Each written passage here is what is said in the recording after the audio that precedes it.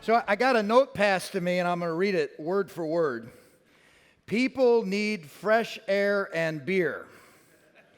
Open beer garden at 6 p.m. So that's what we're going to do. We're going to open the beer garden at 6 p.m. versus when it was originally supposed to be open at 6:30.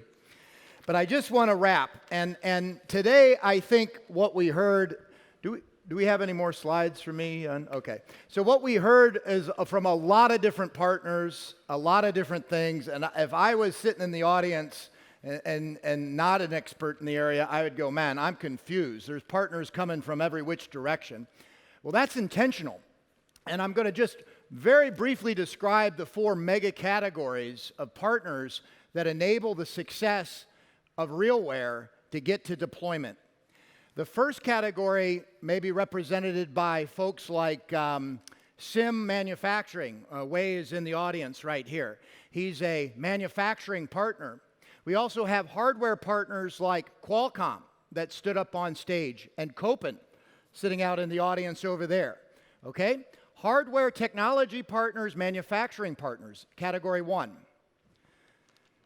Category two, we heard from a variety of system integrators. We heard from Kelly at CB Technologies, who does integration, the glue, she called it, the cogs that put everything together and deliver something at the end of the day that has a bow wrapped around it.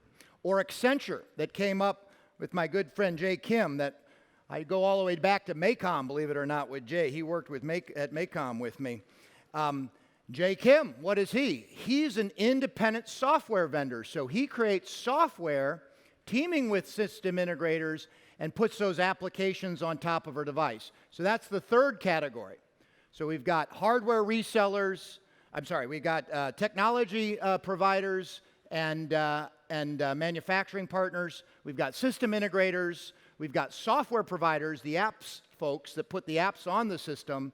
Then you've already guessed our final, Barcotech being one of the quintessential examples, but also Honeywell and Cisco and others that can have different things. They can be ISVs and resellers. All of these people that you saw today represent why and what and how we need to get to deployment.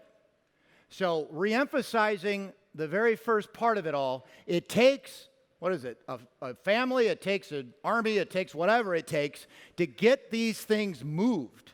And so I challenge us all, by the time the next summit happens, that this won't be no longer any chasm talks. There won't be any even bowling lane talks.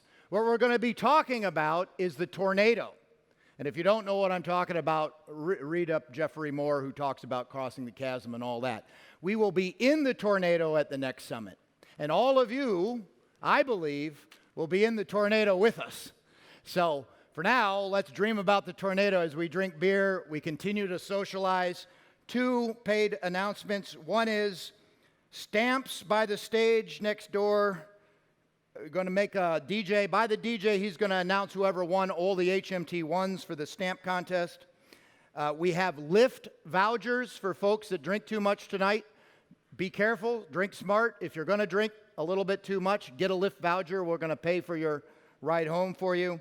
And our swag bag is, it's unbelievable. Trust me, I got the bill on it. It is a very, very good swag bag. You guys are going to want your swag bag. Trust me on that.